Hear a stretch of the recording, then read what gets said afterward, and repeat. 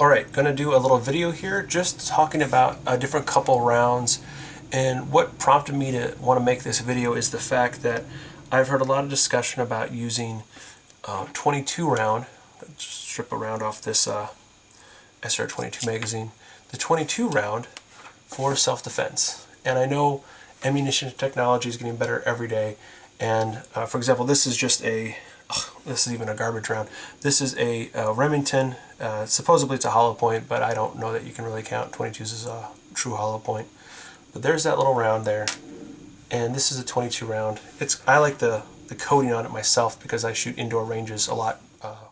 My point of this video is there's a big difference between a 22 and a 45 ACP. Now this happens to be a, let's see if I make sure I get the right one. Yeah, it's a Winchester PDX 45.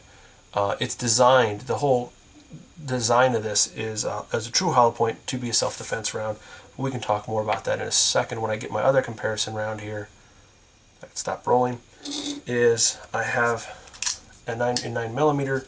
Make sure I read it right. Make sure I get the right one here that I'm talking about. Yeah, the Hornady defense round. This is the critical defense, not the critical duty. Critical defense. Also designed to be a defensive round. Also a hollow point, although they filled it in with this rubberized fill. There's different kind of rounds. I have another round that has a from Remington. It's a defensive round, but I'll talk about that one later. For general purposes, I'm not really comparing these rounds so much as I'm comparing these defensive rounds, the 9mm and the 45. People will debate which one's better till the cows come home, and so be it. It gives us something to talk about, I suppose. But my real question is, the 22, do we really want to consider this an adequate round for self-defense? So let me go ahead and zoom in a little bit. Let me just say what I'm not saying right away first. I'm not saying that if you've got some kind of disability or something has happened to you where you cannot honestly use a pistol that shoots a 9mm or 45 ACP or 380 or anything else, that and now you're restrained to use the 22 because it's the only thing you can handle, that you shouldn't use this. No, if this is all you can handle, if this is what you can use because of your circumstances, if this is what you can use because you can't afford a pistol but you have a 22 pistol, it is better to use a 22 than nothing. That being said, there's also a risk. This round is, although that little dimple is supposed to be a hollow point, I think that's kind of a joke. This round is going to penetrate. It's going to keep going, just like a round nose, like a here's a 45 ACP round. That's a round nose. It's going to keep going. It doesn't have a hollow point. It's not going to expand and slow down. You're going to deal with over penetration. I may shoot this into my attacker, out his body, through the wall, into someone else. I'm not saying this particular round is going to do that, but it's a round nose bullet has penetration issues. It's going to keep penetrating, and you may think, well, why don't I need more penetration? For defense, over penetration, something more to be worried about, that it's going to keep going. Now, I'm not saying that you should worry about that more than your own life. I can't answer that for you. You need to have that discussion with people who know. You need to really weigh the consequences of what you're doing. I'm just asking today, if you're able to shoot something larger or more powerful than a 22, why in the world would you use a 22 for self-defense? Even a 22 Magnum. What are you doing? I know there are more companies that are starting to make 22 rounds for self-defense. I just do not see it. Maybe the ballistic results will come in and we'll see, you know what, there's nothing wrong with it. It works great. I just don't see that that's going to happen because there's just not enough power. There's just not enough propellant to send the lead. And even when you send the lead, let's be honest, because the 22 round, the diameter of the bullet is the same as an SR22. Or sorry, not SR, I'm misspeaking. A 5.56 or a 2.23. It's the same diameter. It's a 22 round. Now the weight is different. You're throwing less lead downrange. This is 40 grains. Maybe for example, is a lot less than your standard 2.23 round. However, the hole's the same. The lead's a little bit less in the pistol calibers. and the long rifle 22 as well, which is also a rifle caliber, I suppose. But there's just so much less room for propellant. The case is only so large. You can put a lot less powder in it. And that powder equals force, energy. Speed and mass, when you have a less lead, you have less weight. And when you have less speed because of less propellant, it's just going to affect the pounds per square, and it's going to affect the force this round hits. Can you kill someone with a 22? Yes. Can you be killed with a 22? Most certainly. Can you, with a well-placed shot, take down a deer with a 22? Yeah, people have done it.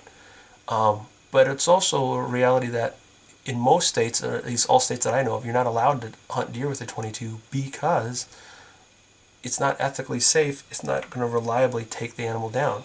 Likewise, you're not allowed to hunt with either of these two rounds. Well, either of these two rounds. You might be able to find a 45 ACP that hits the pounds per square inch, but I don't know of any offhand. I'm sure you can find one.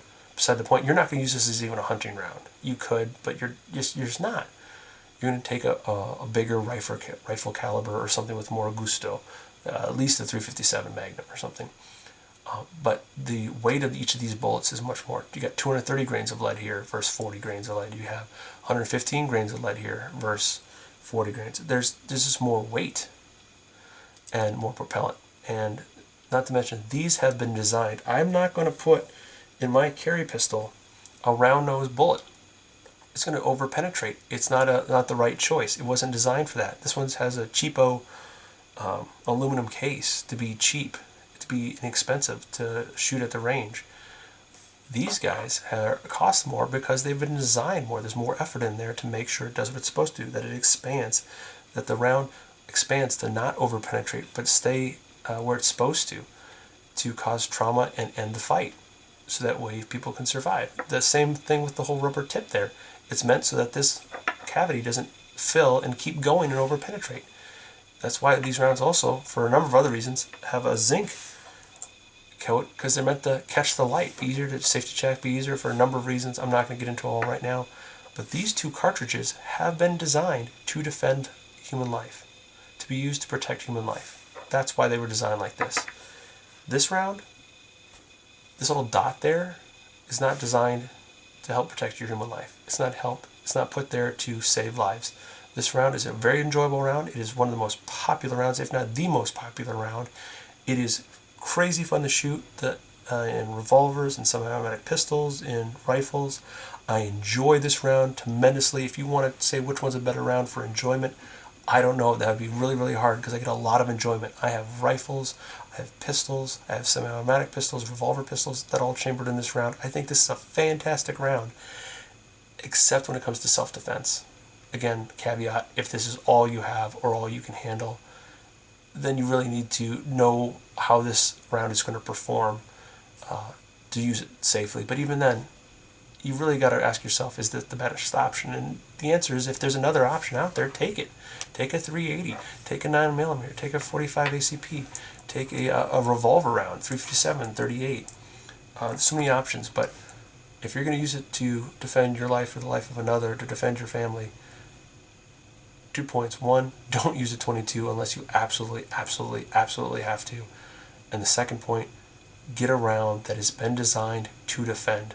I'm not going to defend my family with reloads, even though my reloads are fantastic. I'm not going to defend my family with anything other than something that's been designed from the ground up to do just that thing, which is why I have these two rounds here. There's a great channel, Tennessee Outdoors 9. If I can, I'm going to put a link to it. He does ballistic tests with ballistic gelatin.